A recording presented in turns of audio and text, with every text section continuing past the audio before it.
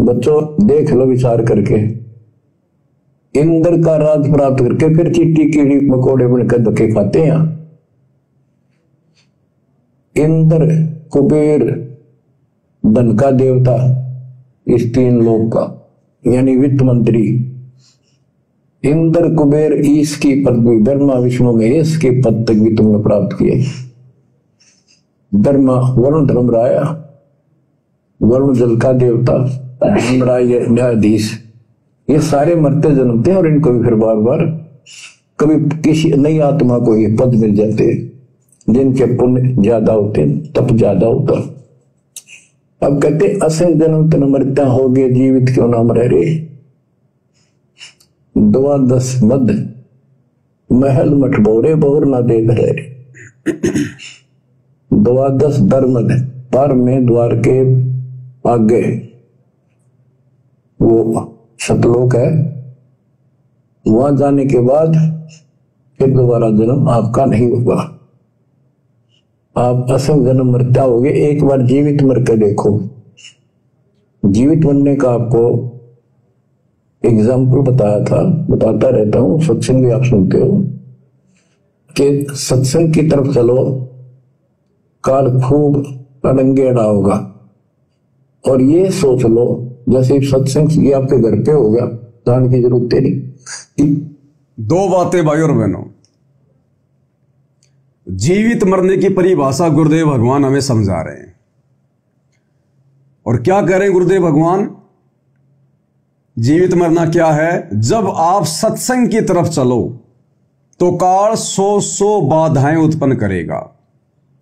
अब हम भगत भाई बहनों ने केवल यही मतलब निकाल लिया कि सत्संग की तरफ चलने का मतलब है जब हम आश्रम में जाते हैं सत्संग सुनने के लिए, उसके लिए कह रहे हैं गुरुजी। नहीं, आज कहां जाओगे सत्संग सुनने? आज कहां गुरुजी आश्रम में बैठ के कर रहे हैं सत्संग? फिर गुरुजी आज क्यों कह रहे हैं ये बात कि जब आप सत्संग के लिए चलोगे? गुरुजी तो हिसार जेल में बैठे हैं। अगर गुरुजी सत्संग भी करेंगे तो हिसार जेल में करेंगे ना। इन आश्रमों में कहां हो रहे फिर सत्संग? इनमें तो मान लो डीवीडी चलती है, सीडी चलती है, और वो भी ढंग से नहीं चलती आजकल। तो वो डीवीडी सीडी तो आपके घर पे भी है, आपके मेमोरी कार्ड में भी सत्संग है, यूट्यूब पर मोबाइल में भी है। हमने समझना पड़ेगा, इसी को कहते हैं तत्व भेद एक न्यारा। तो गुरुदेव ने अभी भी जो बात कही ना, एक बार फिर से सुन लीजिए थोड़ी सी, कि जीवित मरना क्या है। जैसे आप सत्संग के लिए चलते हो तो सुनना ध्यान से। कि सत्संग की तरफ चलो, काल खूब अड़ंगे अड़ा होगा। सत्संग की तरफ चलो तो काल खूब अड़ंगे अड़ावेगा। अब सत्संग की तरफ चलने का मतलब यह नहीं है कि आश्रम की तरफ, आश्रम में सत्संग सुनने के लिए जाते हैं उसके लिए कह रहे हैं गुरुदेव।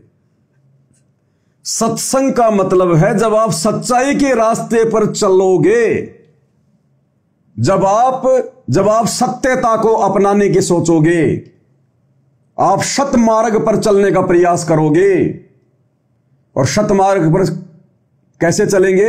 गुरुजी ने हमें जो भक्ति बता दी है और जो मर्यादाएं हमें गुरुजी ने बता दी हैं, जो समाज की परंपराओं से हटकर हैं, समाज की व्यवस्थाओं से हटकर हैं, जब हम गुरुजी की भक्ति में मर्यादाओं में रहकर आगे बढ़ने का साहस करेंगे, हिम्मत करेंगे, सच्चाई पर आगे चलने की सोचेंगे, सत्संग में आगे बढ़ने की सोचेंगे।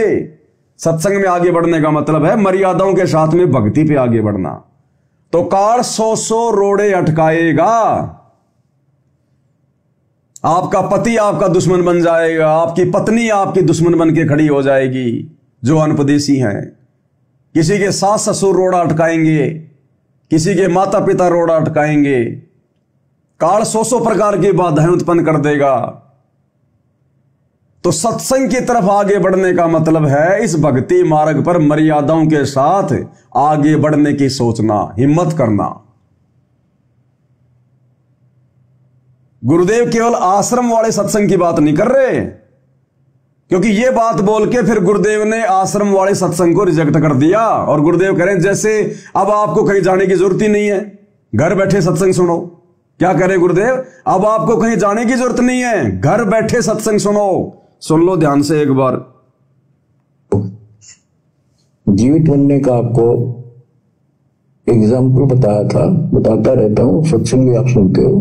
नंबर 1 कि सत्संग की तरफ चलो, काल खूब अड़ंगे ना होगा। नंबर 2 और ये सोच लो जैसे सत्संग ये आपके घर पे हो गया, घर पे हो गया, जरूरत नहीं।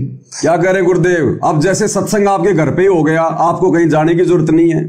ध्यान से सुन लो। तो चलो जैसे सत्संग ये आपके घर पे हो गया, जाने की जरूरत नहीं। इसमें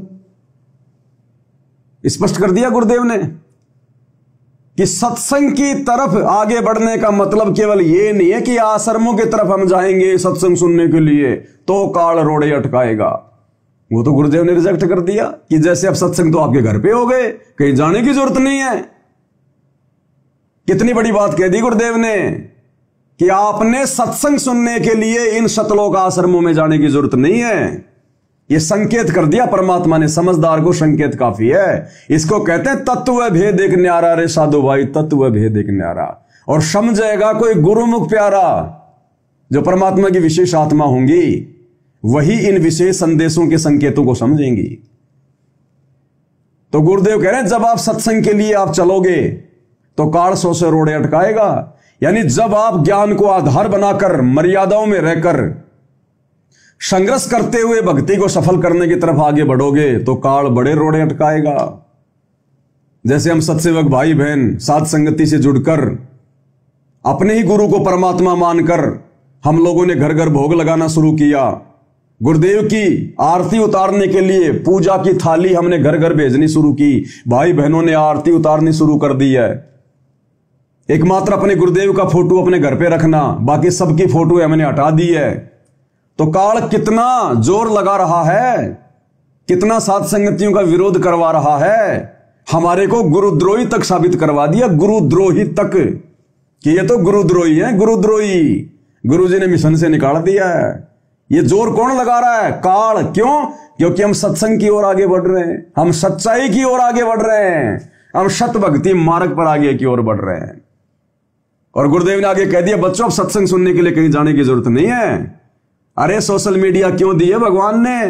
ये विज्ञान किस लिए दिए भगवान ने? ये मोबाइल, ये यूट्यूब, फेसबुक क्यों दिए भगवान ने? अभी भी क्या धक्के खा खा के सत्संग सुनोगे क्या? जब तुम्हारी जेब में सत्संग डाल दिए भगवान ने, वो घर बैठकर शांति से नहीं सुने जाते। बकवाद करने के लिए इन शतलोक आश्रमों में जाओगे तुम, और वहां तुम क्या सत्संग सुनते हो तुम्हारे को अच्छे से पता है। अरे जो आदमी घर पर बैठकर शांति से सत्संग नहीं सुन सकता, वो 500 किलोमीटर जाकर उन आश्रमों में सत्संग सुन लेगा। केवल टाइम पास के लिए जाते हैं, केवल टाइम पास के लिए। और काल वहां फिर इनकी दुर्गति करता है। फिर वहां से बसों में बैठा के परशुराम की जयंती में टेक देगा, सिरसा की नकली कबीर पंथियों की कबीर जयंती में जाके टेक देगा, मुख्यमंत्री की रैलियों में भेज देंगे इनको, जाटों के आरक्षण में बैठा देंगे, गुंडों की सीबीआई जांच में बैठा देंगे, अयोध्या के भंडारे में लगा देंगे और उल्टे सीधे कामों में लगा देंगे। बनाओ आश्रम में हॉस्पिटल का काम चल रहा है धनाना में, करो अपना समय और पैसा बर्बाद। तो काल फिर ऐसे दुर्गति करेगा। तो गुरुदेव ने यहां एक शब्द में स्पष्ट कर दिया कि वास्तव में सत्संग का मतलब क्या है। सत्य के लिए संघर्ष, सत मार्ग पर चलना। और यह कार्य परमात्मा साध संगति वाले भाई बहनों से करवा रहे हैं, गुरु को इष्ट मनवा कर। तो आप और हमारे जीवन में संघर्ष है। आपने सत्य को पहचान लिया कि भाई भक्ति मार्ग में विषय वासना तो बहुत बड़ा मतलब रोड़ा है। आप लोगों ने उसे दूर हटने की ठान ली। तो देखो कैसे किसी का पति नाराज हो रहा है, किसी की पत्नी नाराज हो रही है, क्या क्या संघर्ष करना पड़ रहा है, मार पिटाई तक खानी पड़ रही है माता बहनों को। तो वो संघर्ष कर रहे हैं, उन्होंने सत्य को पहचान लिया। असल सत्संग वो है। तो स्पष्ट कर दिया गुरुदेव ने कि सत्संग की परिभाषा क्या है, जीवित मरना क्या है। और अब तो कहीं जाने की भी जरूरत नहीं, घर में सत्संग हो गया। आप सुनते हो कि सत्संग की तरफ चलो, काल खूब अड़ंगेड़ा होगा। और ये सोच लो जैसे सत्संग ये आपके घर पे हो गया, जाने की जरूरत नहीं। इसमें भी अड़ंगाड़ा होगा। अगर इसमें भी नहीं सुनने देगा, दृढ़ता ना आई, कोई कोई न कोई खुड़का दुड़का आसपास कर ही देगा, कोई कहानी कोई बात बना देगा, वन हो गया, ऐसे हो गया, वहां चल। गुरुदेव कह रहे हैं जब तुम घर पर बैठकर भी शांति से सत्संग सुनने का प्रयास करोगे, हिम्मत करोगे, तो इसमें भी काल कहीं न कहीं बाधा उत्पन्न करेगा। अचानक से कोई लड़का बीमार हो गया, लड़का छत से गिर गया, और कुछ हो गया। भाई और बहनों, ये सारी बातें इन सतलोक आश्रम वालों के साथ में घटित हो रही हैं। आप और हम सत्सेवकों की रोड़ा नहीं अटकाएगा।